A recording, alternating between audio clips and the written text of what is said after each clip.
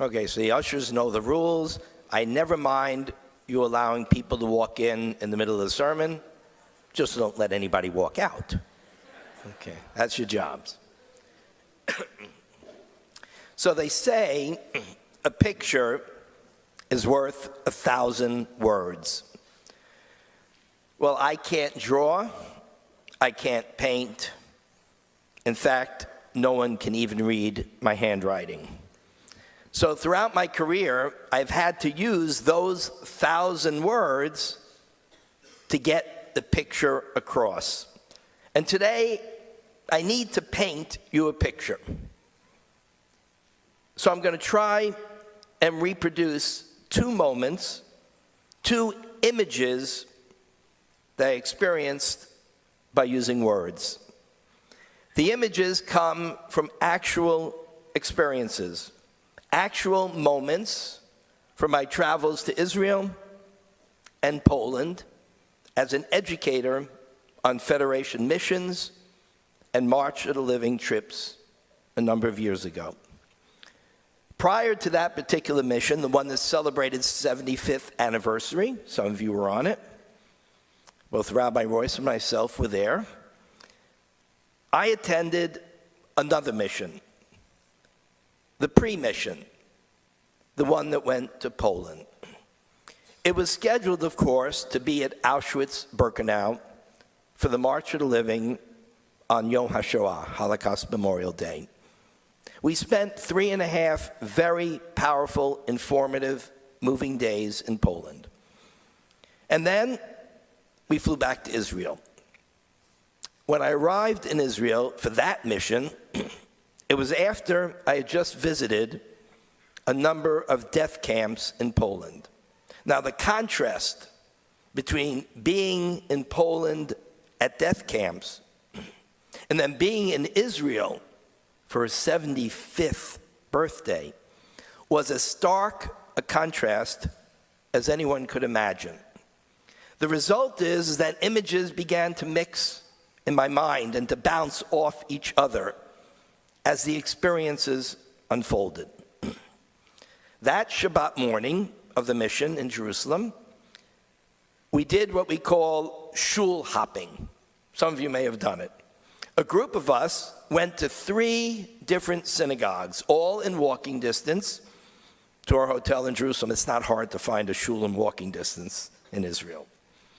One was the Italian synagogue. The second was the Great Synagogue. And the third was the Masorti, our conservative synagogue on Agron Street. We always end up at the conservative synagogue because they have the best kiddush. The service was wonderful, many young families, lots of participation.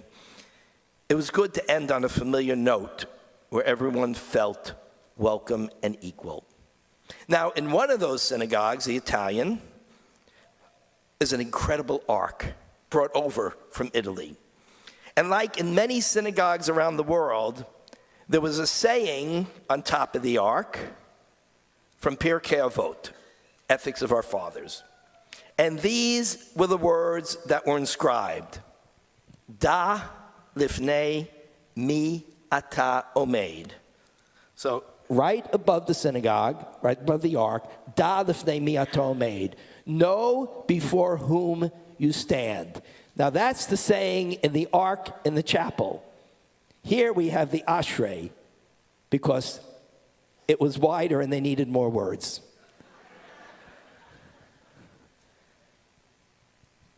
So that was a saying on top.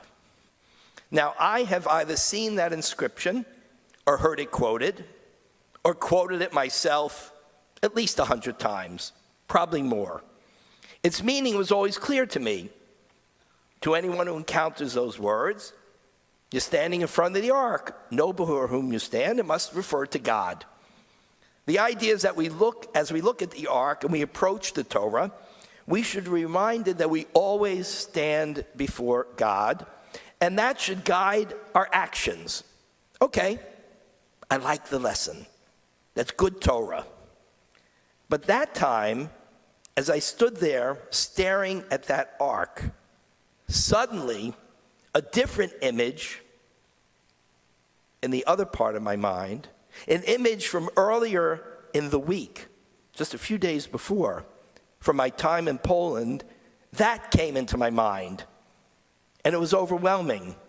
And my thoughts were racing. I couldn't divide the images. So here's the scene. 3 days before entering those synagogues in Jerusalem, I was standing in the death camp of Majdanek, Lublin, Poland. I was assisting in conducting a memorial service there after having walked through the camp. Majdanek is the most stark and terrifying death camp to visit because of how well preserved it is. It's so well preserved because it was abandoned very quickly by the Nazis at the end of the war. They left behind thousands of shoes, pile upon pile of hair shaved off the victims. The crematorium ovens and the gas chambers were largely intact, so much so they could be up and running and working in a few hours. All of this there for the visitors to see. And there were huge pits covered up by grass, but the ground was undulating. Everything else was flat, but in this spot, undulating like this, dramatically. Why the undulation? Because in a one-day operation, on November 1st, 1942, 18,400 Jews were murdered, mainly by gunshot, and then thrown into mass pits because they couldn't burn the bodies fast enough. 18,400 in one day, shot to death, thrown into mass graves. That was the undulation. Those were the graves. A memorial was created in July of 1969 on the 25th anniversary of the camp's liberation. So towards the back of the camp, the memorial is a huge open-air mausoleum. It contains the ashes of tens of thousands of the murdered victims. So you can see the pile of ashes, but they're protected from the wind and the rain by an enormous concrete cover hovering over it. It's an eerie sight. Now, the people from our bus were seated below that monument, below those ashes. They were seated on steps, and I and a few others were facing them. But as we faced them, we saw the ashes above them, and we're conducting a memorial service. And as I looked at the ark in the Jerusalem synagogue with the words, "Know before whom you stand," inscribed above it, the scene from Majdanek with the ashes above the heads of the participants at this memorial service flashed in my mind. And suddenly, the words I have read and recited and taught hundreds of times took on a completely, total, different meaning. Know before whom you stand isn't just about standing before God when in front of the ark. I suddenly realized that it wasn't just God before whom I was standing. I was standing before the ashes of tens of thousands of victims of the Holocaust. And I was standing before the memory of the millions plus killed in Auschwitz, where I had stood the day before. And I was standing before the 28,000 plus Jews who died creating and defending the nation state of the Jewish people, the state of Israel. And I was standing before the near almost 1,400 victims of October 7th. When I stand before this ark, that ark, I am standing in front of 3,500 years of Jewish history. I am standing at Mount Sinai, where the Ten Commandments were given. I am standing in front of Joshua as he prepares to enter the land of Israel and return our people to Israel after centuries of enslavement in Egypt. Know before whom you stand suddenly became the defining words of my life. The truth is that defining words of all our lives. We need to remember and know before whom we stand. I was asked the other year why I always mention Rabbi Max Lipschitz during a sermon on high holidays. After all, it's almost 30 years since he stood on this bema. Probably 80% of the current congregation really didn't know him. Doesn't matter. Here's the reason. It's because in every decision I make, when I was senior rabbi, and now as Rabbi Emeritus, who advises but doesn't have to decide anything,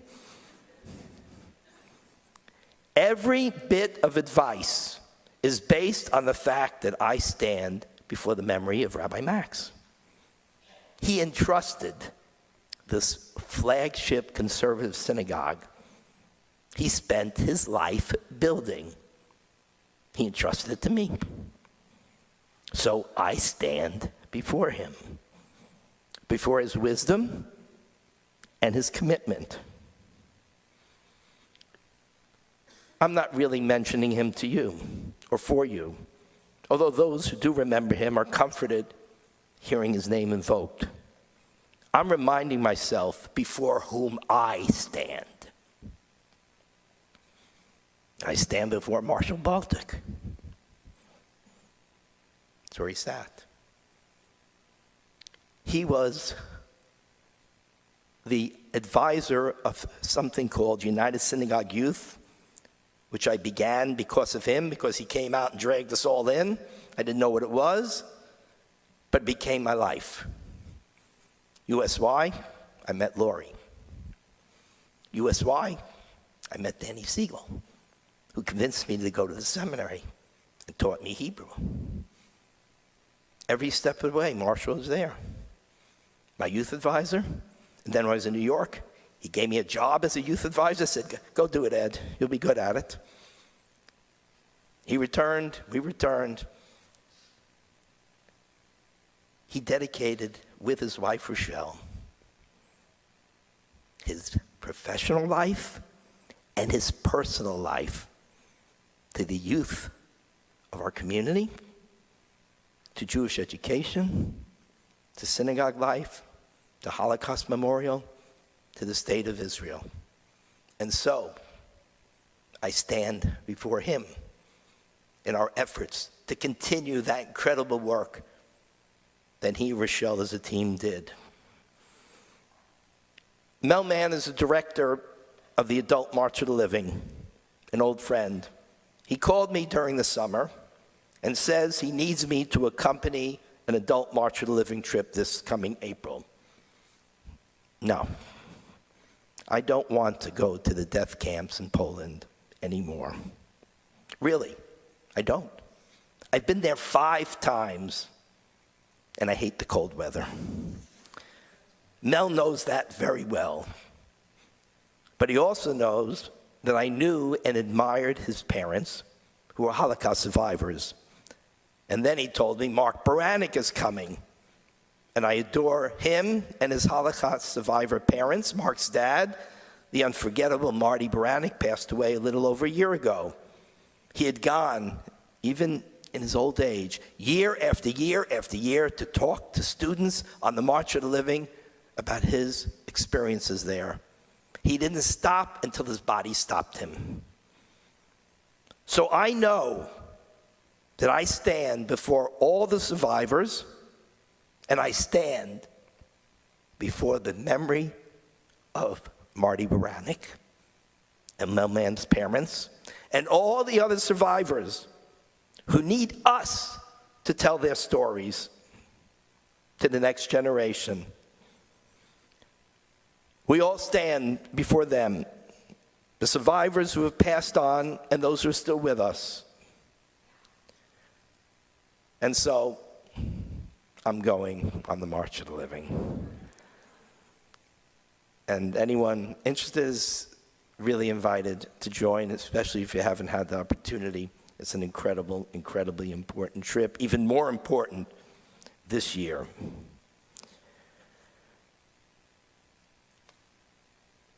Who do we stand before in this Rosh Hashanah? We stand before our kids and our grandkids who we've sent off to universities around this country. And we know that many of them have become seats of anti-Semitism and anti-Zionism. You know, we have a wonderful committee. We've been doing this for a long time. Only people who have kids in college actually know about it. We gather this committee, and they prepare a box filled with all sorts of goodies for Rosh Hashanah, Hanukkah, Purim, and Pesach. And we send it to the college kids because they can't all come home. They can't, a lot of them, some will be here Yom Kippur. Sometimes they get home for Pesach. But we want them to know we're thinking, and they're polite kids, so they send a thank you. This year, we got a thank you for one of the Schlein beauties, right? Before your sister sent it to us, right? This was not just a thank you. This was a cry. It was thank you, thank you, thank you. We're so alone here. We're so pressured here to remember that they're thinking of me now on Rosh Hashanah gives me strength. We'll go. We're going to services. I'll go with my friends, and I'll remember that all of you are thinking of me. We're sending our kids to those universities. What are we going to do to protect them, defend them, fight for them, and help them overcome that shock and trauma? I went to Columbia University. I apologize. I took down my diploma. But I never thought when I was going there, and never did experience, any anti-Semitism. Yeah, we argued about all sorts of things.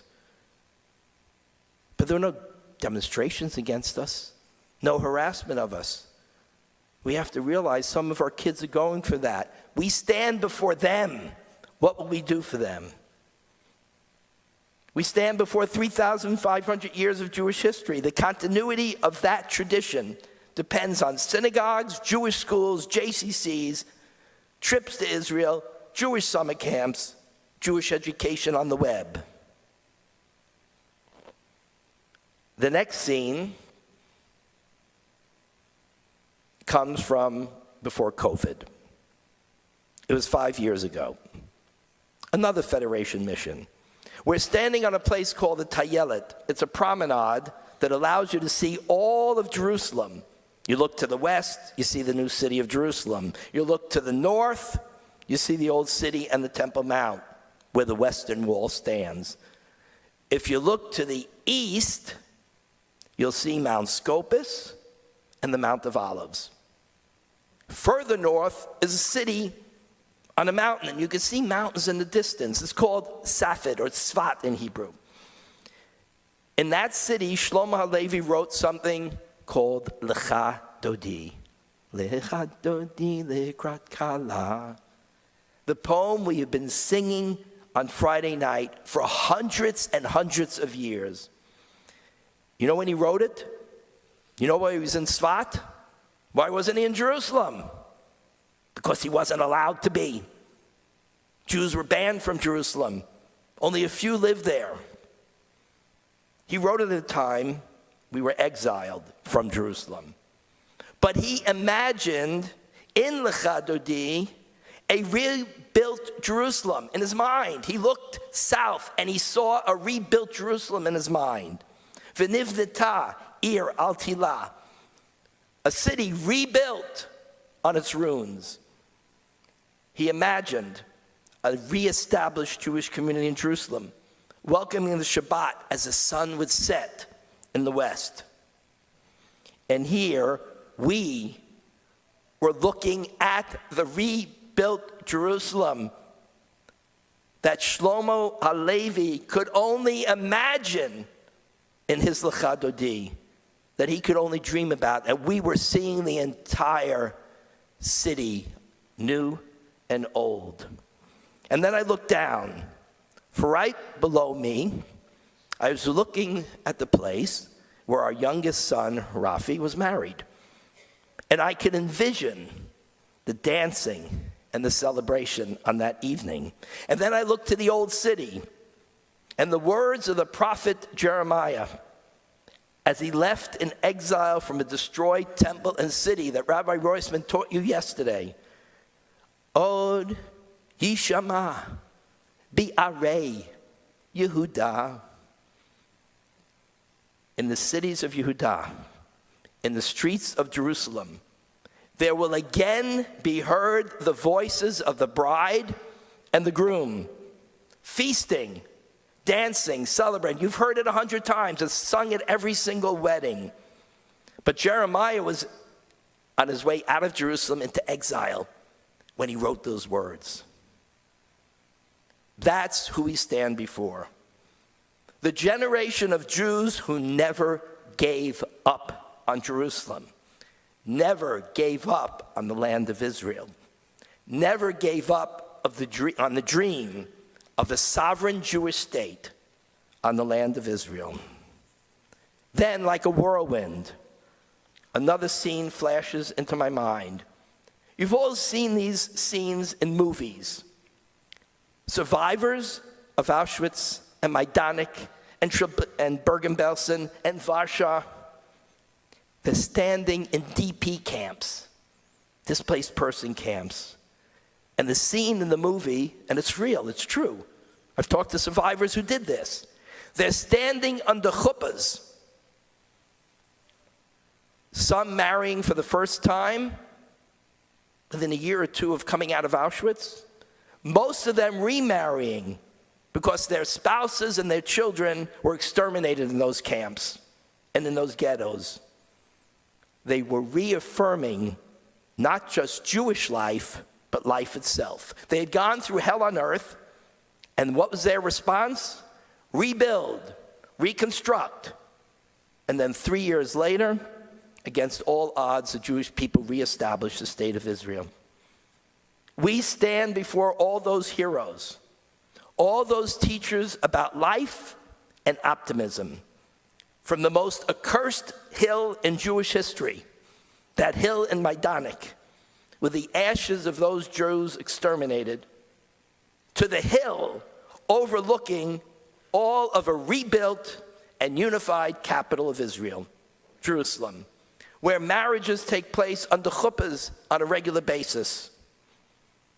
It is before all that history, all that affirmation of life, that determination to survive, that's who we stand before.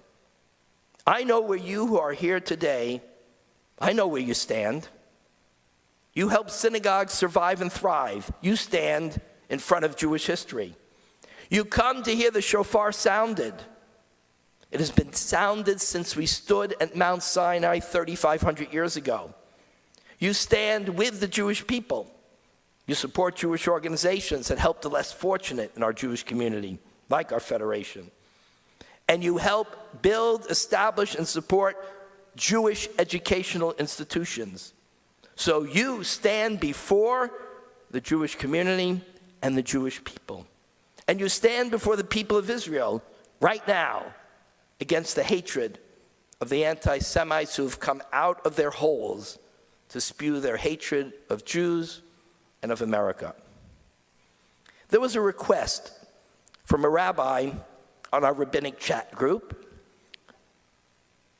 for sermons given about God, because he wanted to get a few ideas to complete the sermon he was writing about God. Usually when they get a request, I offer some help. I send some material. I've been doing it for a long time. There's a lot of stuff in that computer. I've got stuff that was hand-typed. But not this time. I checked my files. I have never, ever written a sermon about God. I prefer to speak about things I actually know about. And God's a totally mystery to me. What it means to be created in God's image, that I get. What is expected of me as a human being created in God's image and part of the chosen people who entered that covenant, that I understand. But that's because I studied, I learned Torah, and my parents modeled that for me. It isn't because I know something directly about God. You are all here because you know before whom you stand. Yes, we stand before God when we look at that ark, but we also stand before Jewish history, Jewish community, Jewish families. We stand with and before each other. We celebrate with each other and we mourn with each other. We build our Jewish future with each other. We stand in a moment of Jewish history that's absolutely unique. There have been 3 exoduses throughout Jewish history. In most of our lifetime, 3 of them occurred. 1 took place 3,000 years ago. But 3 of them took place in many of our lifetimes. And all of them were bigger than the exodus of the enslaved Jews from Egypt. 800,000 Jews arrived from Arab countries in Israel in the 1950s. Over 100,000 Ethiopian Jews, and more are still coming, arrived in Israel. 1 million came from Russia since the 90s. Many are coming from Ukraine to this day. Most of them go to Israel, the rest go to Sunny Isles. We live in the most accepted and successful diaspora Jewish community in history, the American Jewish community. That is what we stand before. And we will stand together with our many, many, many friends in America who stand with us, who stand and understand our challenges. They understand our loyalty to this country, and they understand our right to be here. Will we make sure there are no hungry Jews in the world, no lonely elderly Jews, no families in distress without help in the offing? Jewish education is the only way to ensure a Jewish future.